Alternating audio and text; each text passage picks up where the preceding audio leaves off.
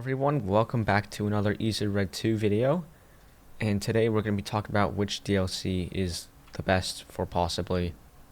So for the Stalingrad DLC, it comes with a new faction, which is the Soviet Union, a new campaign with 17 missions, most of them being Soviet offensive, and a lot of interesting missions in which you can, like this one here, in which the Soviets land on Stalingrad for the Volga River. There's a couple of good missions. Most of them happen after the encirclement of the Germans in Stalingrad.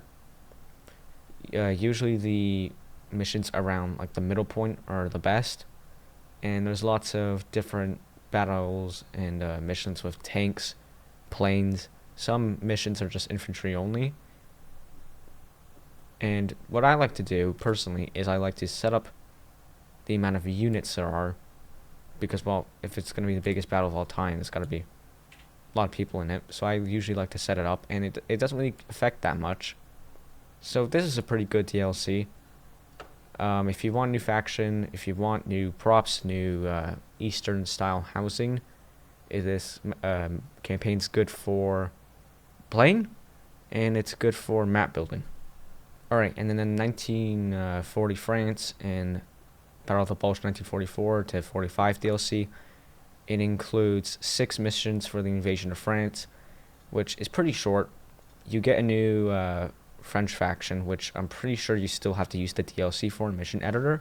You can still play as France for free in the Battle of Tunisia and Casino. But yeah, I think this is the only one in which France is in a DLC and has the campaign entirely to itself. Some missions are good, some missions are meh, some missions are quite forgettable. The Battle of the Bulge, which is included with the DLC of 1940 France, is actually pretty good. It's a massive tank battle. Some missions, there's a mission over here that just has tanks for a couple of stages. I don't remember which one it was. It was one of the German offensive ones. And yeah, if you really like vehicles, if you like how Easy Red 2's vehicles work, this is a very good campaign. It comes with some props. Remember, these two are shared. So if you buy the DLC, you get both Battle of the Bulge and the Invasion of France. You get 2 in 1. This one is also reworked not too long ago, and it's pretty good. You also get in. You can also play as the Germans with the STG, as shown in that picture right over there. And it's pretty interesting, especially because it happens in winter of Stalingrad.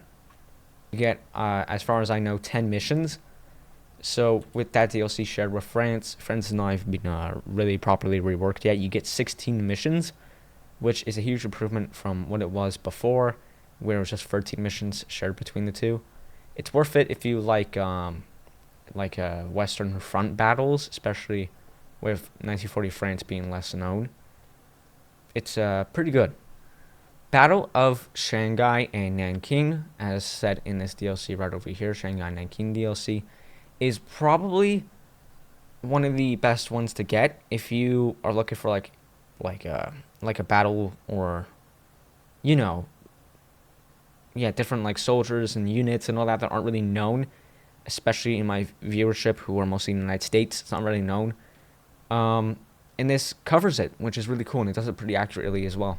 So you got all these missions here. You got 15 missions for the Battle of Shanghai, which is pretty cool, including some missions with a Chinese attack and the quite popular, I don't know how to say that first word. I don't really want to try. But yeah, it's the warehouse defense. It's got an interesting scripted game mode, and it's quite easy as the Chinese, I find. So if you're looking for a pretty cool battle that was still relatively big, this is one. You also get a new Chinese faction. You get tons of cool props, especially ones where you can add little details in, billboards. Of course, so they're in Chinese writing, Mandarin. So you're very limited. You can't use Mandarin borders in I don't know, Soviet Ukraine. So it's quite limited. But if you want to make different battles in China, yeah, this is a good one. I mean, you're gonna need it because it's got all the Chinese props in it. It's even got some interesting vehicles, mostly light vehicles. So there's one Japanese vehicle. It's featured in this first mission here that you can destroy with a grenade. You can just toss a grenade underneath it and it'll just blow up. It's really satisfying to do. It's so easy to do though, and I still can't believe why it's that easy. Yeah, I'm pretty sure it's called a Vickers Crossley. So yeah, but I prefer this over Stalingrad. I mean, based on my own preferences, no, because I like the Eastern Front more than really any Asian front. I'm not really a big, into Asian like fronts and all that. Like the most interesting one I find is the Battle of Burma. But other than that, though, not a big fan of Asian fronts. I like more of like Europe and Africa. But yeah, if you like to make really like cool campaigns, maybe in battles like nobody's heard in China, this is one. Battle of Nanking is included with Shanghai because it's in the same DLC. Why would they write the same DLC if it's not going to be put in it? That'd be really weird if they did that. So yeah, you got a couple of missions here. A little warning, this mission here is the Japanese is painful. Like, real painful as the infantry. I'm pretty sure there's a plane for the Japanese at first. So I recommend being that plane, helping your teammates get to capture the first phase, and then you can become infantry. Because the first phase is it's not that easy. It's if you're like willing to see all of your teammates get like shot down within like a couple of seconds, and well, that's the mission. Yeah, it comes with 9 missions, so 24 missions I think shared between them. I might be counting that wrong. Counting it really quick. Alright, and then lastly, there's Operation Overlord. I would recommend not getting this because it's just like, it's being, I think it was made like 3 years ago, 2 to 3 years ago. It's not being reworked at all, not even like changing the sandbags. This campaign's pretty far behind from any other one. If you want to see Canada as a faction though, and get a couple of missions, it's even shared with some of the British ones here. Then yeah, that's pretty cool. Other than that though, I wouldn't recommend getting this because some of the props are just gone and it looks really flat and it looks very odd. The enemies can snipe you from like meters away as well because AI is quite good now. But yeah, it does have a lot of missions though, so if you want to see some interesting missions, and also because it's easier to style, it's more realistic. Like Omaha Beach in real life, it took a while for them to like hit the bunkers and the flaks and all that. These Red 2 represents that well, unlike most games, which make it like 20 meters away from the beach to the bunkers. This mission is also really difficult as the Germans, which you wouldn't expect, but it is. I've tried plenty of times and I still haven't done it. Right, I'm just the Americans here, but I'm going to show you the vehicles, including the DLCs. So for Normandy, you actually get a couple. You get a couple of Shermans that have been reworked, like this one here. That looks really nice.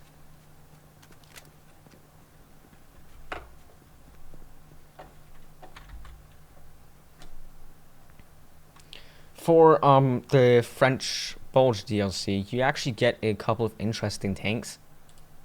Like I'm pretty sure this was a heavy French tank. Yeah, there's a couple of Shanghai and Nanking ones.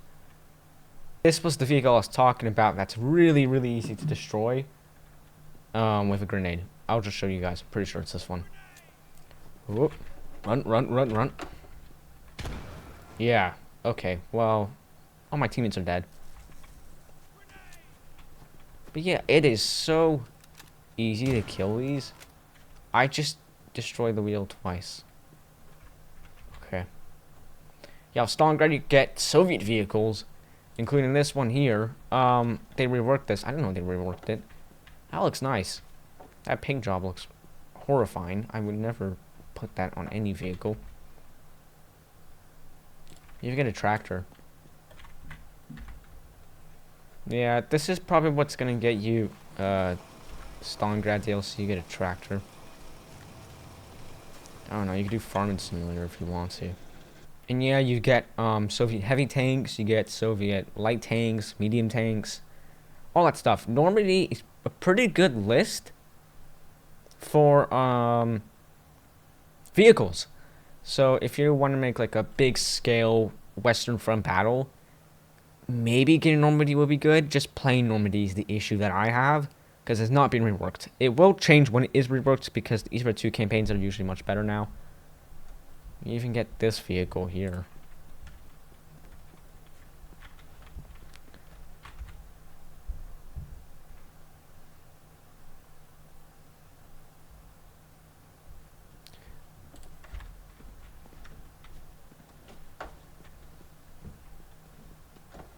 Alright, and then for DLC weapons, they're usually shared. Normandy, though, just has this one gun. I don't think I've ever actually seen it, like, in play. I don't know where it is. And then for Shanghai and Nanking, you got a couple of weapons here, including this one, which I'm pretty sure is from Belgium.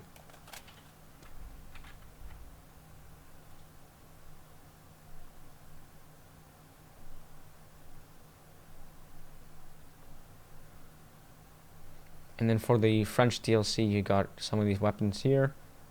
And for the Stalingrad one, you got Mosin's, the PPSH.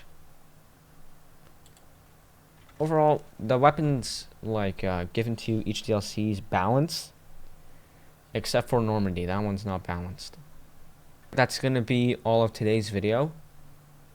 At the time of making this, I'm pretty sure the DLCs are on sale at the PlayStation Store.